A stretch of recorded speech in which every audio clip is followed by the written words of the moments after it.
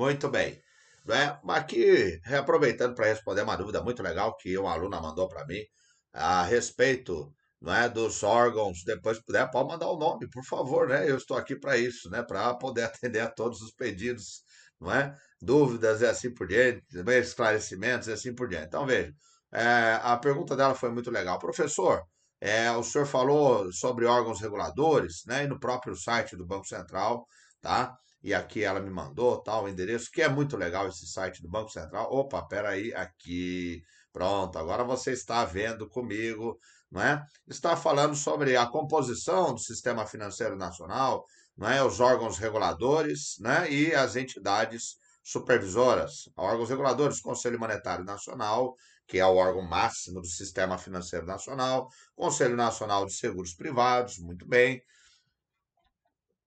Deixa aqui dar uma puxadinha, isto, né, para que você possa ter uma visão melhor, né?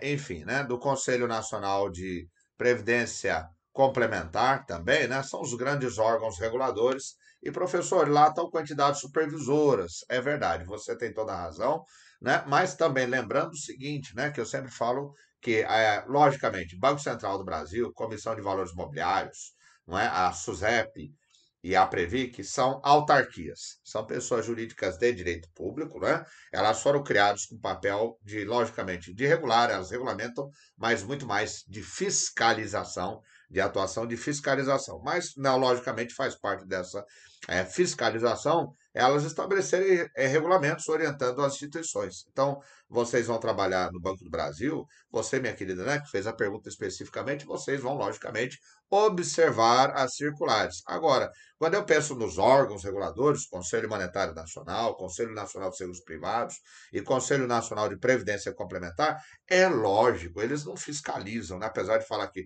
né, o Conselho Monetário Nacional zela pela liquidez das instituições financeiras, mas como zela pela liquidez? Zela estabelecendo regulamentos, né, de capital mínimo, de reservas para as instituições financeiras, de estrutura e assim por diante, né? Tá certo? Para fechar isso aqui, que eu acho um assunto muito legal, que eu sou apaixonado por isso aqui, tá? Eu acho mesmo, espero que vocês peguem esse vírus dos conhecimentos bancários e gabaritem, arrebenta essa prova de Banco do Brasil, tá? Então nós vamos dar uma passadinha aqui rapidinho, tá? Todos vocês, minha aluna, os demais que estão vendo, que eu acho que é bastante interessante, vamos dar uma passada, por exemplo, aqui na 4595. Olha, aqui falando do Conselho Monetário Nacional, olha. Compete ao Conselho Monetário Nacional, né? Tá certo? Você vê que já tem muita coisa que foi alterada, né? A lei de 1964, né? Por exemplo, determinar as características gerais das cédulas das moedas. Então, é o Conselho Monetário que desenha praticamente, estabelece as características das moedas, do real, moeda metálica, moeda papel, né? Fixar as normas de política cambial, inclusive quanto à compra e venda de ouro, quaisquer operações, direitos especiais de saque, né? Isso já foi questão de prova, já comentei. Disciplinar o crédito, né, em todas as suas modalidades. Quando ele fala disciplinar o crédito, é normas, são normas do Conselho Monetário Nacional, né? Ele faz isso através de normas, né? Tá certo? Muito bem. Regular, ó, regular ele está normatizando o Conselho Monetário, né? Regular a Constituição, o funcionamento e a fiscalização, né, dos na fiscalização dos que exercerem atividades subordinadas a essa lei, né? Tá certo? É o caso do Bacen. Limitar, sempre que necessário, as taxas de juros, descontos. Como é que faz isso? Por meio de normatização.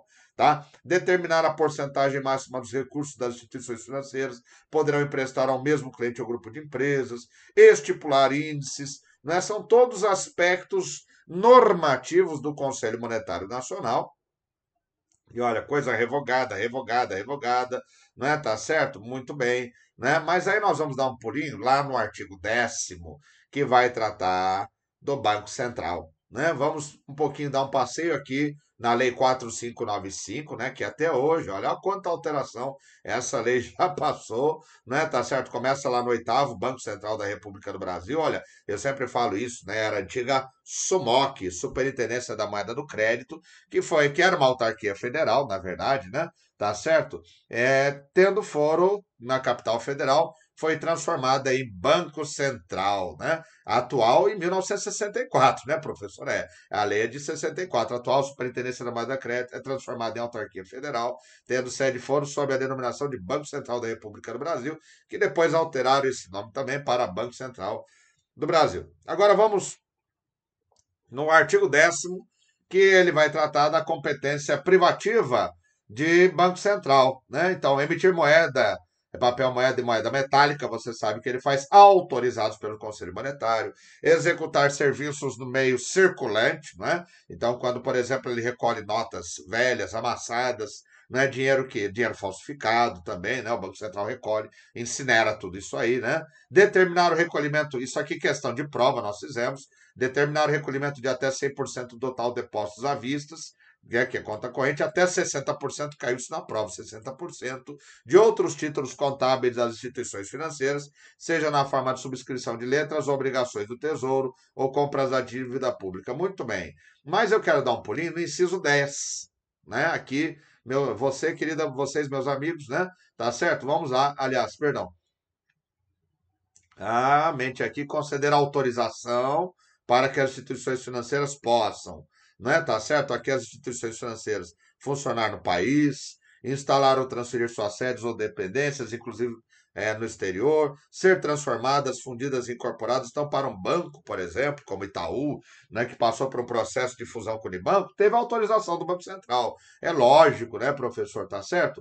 Muito bem. Né? Agora, o inciso 11, repara, olha só o texto, né? Nós estamos na competência do Banco Central. Estabelecer as condições para a posse para o exercício de quaisquer cargos de administração de instituições financeiras privadas, assim como para o exercício de quaisquer funções de órgãos consultivos fiscais semelhantes. Né? Não costuma cair tão detalhado na nossa prova, mas aqui, quando ele fala estabelecer condições, é o Banco Central normatizando. É isso que o Banco Central está fazendo. Se eu for lá para o artigo 11, também eu vou encontrar, compete ainda ao Banco Central da República do Brasil, tá certo? Nós vamos encontrar ainda, olha, no inciso 6º, regular, ele vai regular a execução de serviços de compensação de cheques.